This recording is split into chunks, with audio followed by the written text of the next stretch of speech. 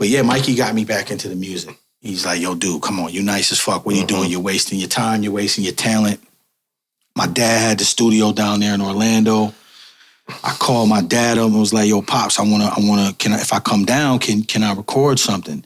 You know, back then it's still, again, it's not digital. It's ADATs. You know what I mean? The old VCR. Okay. You know what I mean? So we're recording on ADATs. So my dad has a studio with his band members. And he's like, yeah, come on down. So I packed up my car, drove down, was out there for like 2 weeks, recorded probably like 7 songs, made my own cassette tape, made my own cover at Kinko's. Oh, shit. And started hitting the streets, selling them. You know what I mean? Mikey really liked one of the songs, right? And this was probably like 98, 97. I started learning how to make the beats and all that. About 98, I went to my dad's house and recorded these songs, started selling them. And Mikey was like, yo, this one song though, right here, that's the one we got to build off of. So he took that song and in 1999 we dropped the 12-inch. Nice. Finally dropped something official. What's the name of that? I Keep It Live. Mm-hmm. And we dropped that joint and Mikey was sending it. There was no email. Records, there was record pools. Yeah. You had to be in. You had to know who to send. So we're buying records, I think 1,000 records, some shit like that, vinyl. When I'm saying records, I'm talking about 12-inch vinyl. And Mikey already had some connections from all the Mad Pack shit. You know what I mean? And he knew where to send the records. And he sent them out. And the records went out to the record pools. You know, so he spent a lot of, imagine, you know, nowadays you can record some shit, right? Throw it on your Bandcamp, get an email list, and you drop the song. It don't cost you nothing to drop the song. Nothing. It may cost you money to make the song, mixing, mastering, recording, if you paid for the beat, so on and so forth.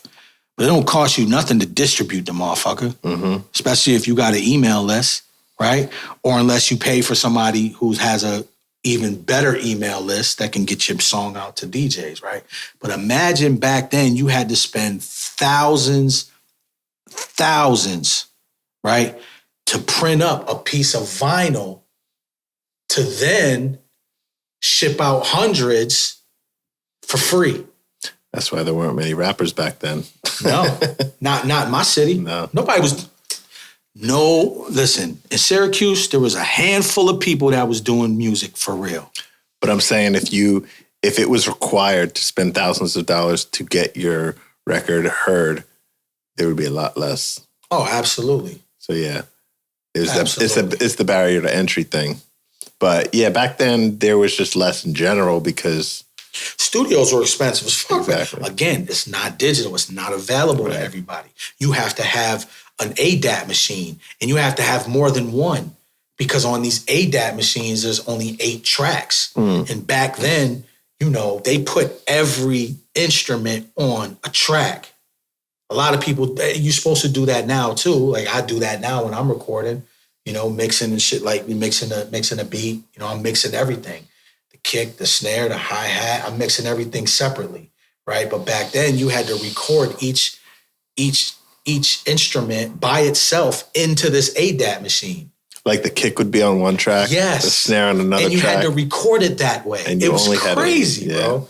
It was crazy, man. It was crazy. So, and you had to have multiple of these machines, and these machines were $5,000 a piece. Mm-hmm. Yeah, it's like the limitations with like the SP1200, where like super limitations. That's how I learned how to make beats because the MPC 60 only had.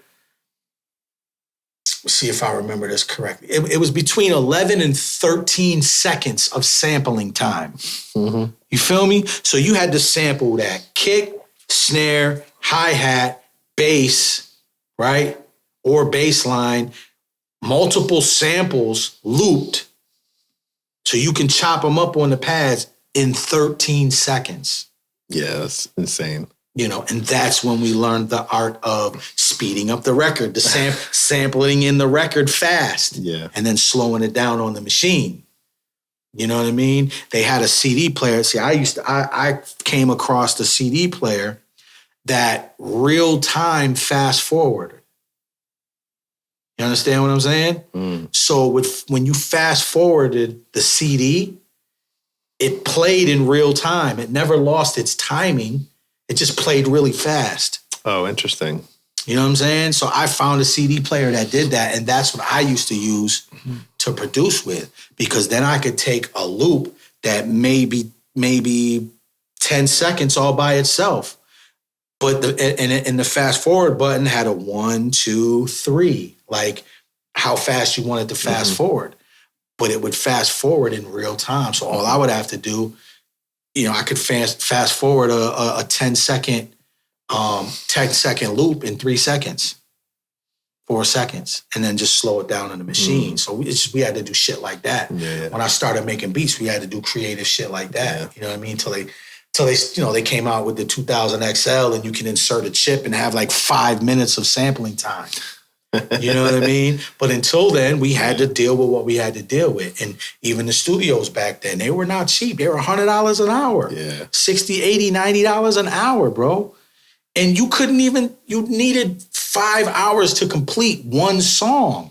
That was like 20 years ago, $100 an hour. It took so long. It took so much to create a song.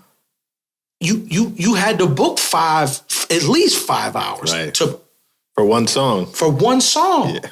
So if you ain't got $500 just to go into the studio and create the song, then another $200-$300 for them to sit for 2-3 hours to mix the song, right? And back then, everything was analog. You had to get your shit mastered, so you had to pay for somebody to master it. It was expensive, man. And shout out to my dude Mikey, man, because he opened up his label. He had the faith in me. I didn't spend a dime. He signed me to his record label.